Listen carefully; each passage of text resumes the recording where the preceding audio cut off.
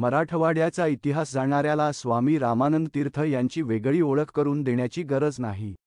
निजामाच्या सरंजामशाही राजवटीतून 17 सप्टेंबर 1948 रोजी हैदराबाद संस्थान स्वतंत्र झाले. त्यानंतर राज्याचे त्रिभाजन होऊन तेलुगू भाषिक भूभाग आंध्र प्रदेशात, कानडी भाषिक प्रांत कर्नाटकात आणि मराठी भाषिक मराठवाडा, महाराष्ट्रात विलीन करण्यात आला. हैदराबादच्या स्वातंत्र्य लढ्यात आणि राज्याच्या त्रिभाजनात अग्रगण्य नेते म्हणून स्वामी रामानंद तीर्थ यांच्या नावाची इतिहासात नोंद झाली आहे. स्वामी रामानंद तीर्थ यांचे पूर्वाश्रमीचे नाव व्यंकटेश भवानराव खेडगीकर. त्यांचा जन्म 3 ऑक्टोबर 1903 रोजी कर्नाटकातील सिंदगी येथे भवानराव खेडगीकर यांच्या घरात झाला. घरची आर्थिक परिस्थिती बेताची होती. त्यामुळे सिंदगीमध्ये प्राथमिक शिक्षण पूर्ण झाल्यावर ते सोलापूर येथील आपल्या काकांकडे शिकायला गेले. पुढे स्वतःच्या बळावर त्यांनी सोलापुरात शालेय शिक्षण तर अमळनेर आणि पुणे येथे महाविद्यालयीन शिक्षण पूर्ण केले. लोकमान्य टिळक आणि महात्मा गांधी यांच्याकडून प्रेरणा घेऊन लहानपणीच त्यांनी आजन्म संन्यासी राहून स्वतःला देशसेवेला वाहून घेण्याची प्रतिज्ञा घेतली. शालेय जीवनात गांधीजींच्या असहकार चळवळीतही त्यांनी भाग घेतला. 1926 मध्ये शिक्षण पूर्ण झाल्यानंतर काही वर्षे प्रसिद्ध कामगार नेते श्री एन. जोशी यांच्याकडे त्यांनी काम केले. सामाजिक जीवनाची पहिली ओळख त्यांना तेथे झाली. सोलापूर येथील कामगार संपात त्यांनी तुरुंगवास देखील भोगला. त्यानंतर त्यांनी हिप्परगा येथील राष्ट्रीय शाळेत 6 वर्षे मुख्याध्यापक म्हणून काम केले. हिप्परगा येथे असतानाच त्यांनी संन्यास पत्करला आणि स्वामी रामानंद तीर्थ या नावाने ते ओळखले जाऊ लागले. हिप्परगा हे तत्कालीन हैदराबाद संस्थानातील लहानसे गाव. निजामाच्या सरंजामशाही आणि धर्मवेड्या राजवटीची पहिली ओळख स्वामीजींना हिप्परगा येथे झाली. हैदराबाद संस्थानात राष्ट्रीय शिक्षणाचा प्रसार व्हावा आणि जनमानसात जागृती निर्माण व्हावी या उद्देशाने त्यांनी मोमिनाबाद, आजचे अंबाजोगाई, येथे श्री योगेश्वरी शिक्षण संस्थेच्या माध्यमिक शाळेची स्थापना केली. हैदराबाद संस्थानावर निजामाची 7वी पिढी राज्य करत होती. दुसऱ्या निजामाने 1798 मध्येच इंग्रजांशी तह करून त्यांचे मांडलिकत्व पत्करले.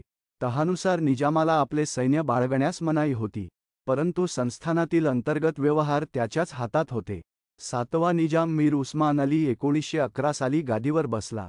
मीर उस्मान अली हा अतिशय धूर्त, चाणाक्ष आणि महत्त्वाकांक्षी होता. हैदराबाद संस्थानात 85% जनता हिंदू होती, तरी त्याने हैदराबाद संस्थान मुसलमान राज्य घोषित केले. निजाम राजवटीत सरकारी नोकऱ्या देताना हिंदू मुसलमान असा दुजाभाव केला जात असे. सैन्य, पोलीस आणि इतर सरकारी विभागामध्ये मुख्यत्वे करून मुसलमानांचा भरणा असे. हिंदूंना सामान्य नागरी हक्क नव्हते.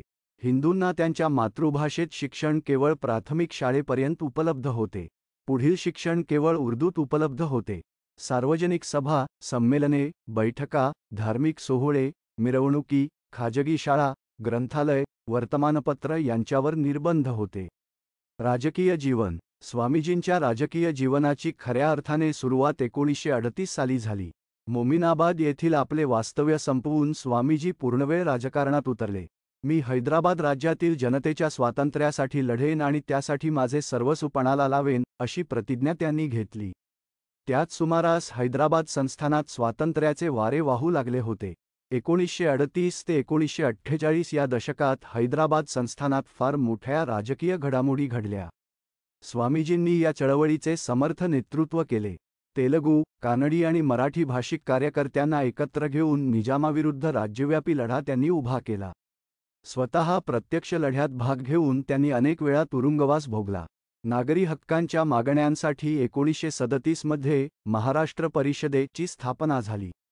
त्याच सुमारास तेलुगू भाषिकांनी आंध्र महासभा आणि कानडी भाषिकांनी कर्नाटक परिषद या संस्थांची सुरुवात केली. प्रथमपासूनच स्वामीजींनी महाराष्ट्र परिषदेच्या कार्यात भाग घेण्यास सुरुवात केली. महाराष्ट्र परिषदेच्या लातूर येथील अधिवेशनात त्यांची परिषदेच्या सचिवपदी निवड करण्यात आली आणि त्यांनी राजकारणात पूर्ण वेळ उडी घेतली. गांधीजींच्या प्रेरणेने तेलुगू, कानडी आणि मराठी भाषिकांच्या संस्थांनी एकत्र येऊन केंद्रीय संस्था स्थापन करावी असा निर्णय घेण्यात आला. संस्थेचे नाव हैदराबाद स्टेट काँग्रेस असे ठेवण्याचे ठरले. स्टेट काँग्रेसच्या जुळवणीत स्वामीजींनी महत्त्वाची भूमिका निभावली. परंतु स्टेट काँग्रेस अस्तित्वात येण्या अगोदरच निजाम सरकारने संस्थेवर बंदी आणली. त्याच्या विरोधात 1938 मध्ये राज्यव्यापी सत्याग्रह झाला. त्याच्या नियोजनात स्वामीजींचे फार मोठे योगदान होते. यात स्वामीजींना 6 महिने कारावास देखील भोगावा लागला. परंतु अखेर हा सत्याग्रह निष्फळ ठरला. हैदराबाद संस्थानात 1939 ते 1946 हा काळ संघर्षाचा परंतु अनिश्चिततेचा राहिला. स्वामीजींनी या काळात बंदी असलेल्या स्टेट काँग्रेसचे नेतृत्व केले. जनमानसाच्या दबावाखाली निजामाने अखेर 1946 मध्ये काँग्रेसवरील बंदी उठवली. स्वामीजी हैदराबाद स्टेट काँग्रेसचे पहिले अध्यक्ष झाले. 1947 मध्ये ब्रिटिशांनी भारतातून निघून जाण्याचा निर्णय जाहीर केला. भारत आणि पाकिस्तान अशी 2 राज्ये तयार करण्यात आली. त्याकाळी 562हून अधिक संस्थाने अस्तित्वात होती. त्यांनी भारतात किंवा पाकिस्तानात विलीन व्हावे अथवा आपले स्वतंत्र राज्य स्थापावे अशी मुभा ब्रिटिशांनी या संस्थानिकांना दिली. बहुतांशी संस्थानिकांनी काळाची पावले ओळखली आणि आपली संस्थाने स्वतंत्र भारतात विलीन केली. निजामाने मात्र आपले स्वतंत्र राज्य घोषित केले. स्वामीजींच्या नेतृत्वात हैदराबाद स्टेट काँग्रेसने 7 ऑगस्ट 1947 रोजी बंड पुकारले. निजामाने स्वतंत्र भारतात बिनशर्त विलीन व्हावे अशी निर्वाणीची घोषणा स्वामीजींनी केली. स्वामीजींना अटक झाली. त्यांच्या अनुपस्थितीत त्यांच्या सहकाऱ्यांनी लढा पुढे नेला. निजाम पुरस्कृत रझाकार संघटनेचे अत्याचार राज्यात शिगेला पोहोचले होते. स्टेट काँग्रेसने सत्याग्रह, बॉर्डर कॅम्प इत्यादी मार्गाने रझाकार आणि निजाम सरकार यांच्याशी निकडीचा संघर्ष केला. अखेर रझाकारांचे अत्याचार थांबवण्यासाठी आणि राज्यात अंतर्गत सुव्यवस्था आणण्यासाठी भारत सरकारने ऑपरेशन पोलो अंतर्गत पोलीस कारवाई केली. भारतीय सैन्य अवघ्या 5 दिवसात हैदराबाद शहरापर्यंत पोहोचले. अखेर 17 सप्टेंबर 1948 रोजी निजामाने शरणागती पत्करली आणि हैदराबाद राज्य स्वतंत्र भारतात विलीन झाले. पोलीस कारवाईनंतर राज्यात शांतता प्रस्थापित करण्यात स्वामीजींनी मोलाची कामगिरी बजावली. स्वातंत्र्योत्तर काळात स्वामीजी 1952 ते 1962 या काळात केंद्रात लोकसभेचे सभासद म्हणून निवडून आले. हैदराबाद राज्याचे त्रिभाजन करून तेलुगू भाषिक प्रदेश आंध्र प्रदेशात, कानडी भाषिक प्रदेश कर्नाटकात आणि मराठी भाषिक मराठवाडा, महाराष्ट्रात विलीन करावा याचा आग्रह स्वामीजींनी धरला. त्याला यश येऊन मराठवाडा महाराष्ट्रात विलीन झाला. त्यानंतर तयार झालेल्या द्विभाषिक राज्याचा विरोध करून मुंबईसह अखंड महाराष्ट्राच्या निर्मितीचा स्वामीजींनी आग्रह धरला. त्याला यश येऊन 1 मे 1960 रोजी संयुक्त महाराष्ट्राची स्थापना झाली.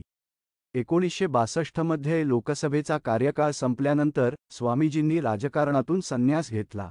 स्वामीजींनी त्यांचा उत्तरकाळ पिठापुरम येथील रामतीर्थांच्या शांती आश्रमात व्यतीत केला आणि 22 जानेवारी 1972 रोजी त्यांनी अखेरचा श्वास सोडला. स्वामीजींचे हैदराबादच्या स्वातंत्र्य लढ्यातील योगदान सर्वश्रुत आहे, परंतु संयुक्त महाराष्ट्राच्या निर्मितीत देखील त्यांचे फार मोठे योगदान आहे हे नमूद करणे आवश्यक आहे. काळाच्या ओघात स्वामी रामानंद तीर्थ हे नाव पुसट झाले आहे. ते येत्या पिढीसमोर नव्याने आणणे आवश्यक आहे. यासाठी विजन महाराष्ट्र फाउंडेशन या संस्थेने स्वामीजींवरील वेबसाईटची निर्मिती केली आहे.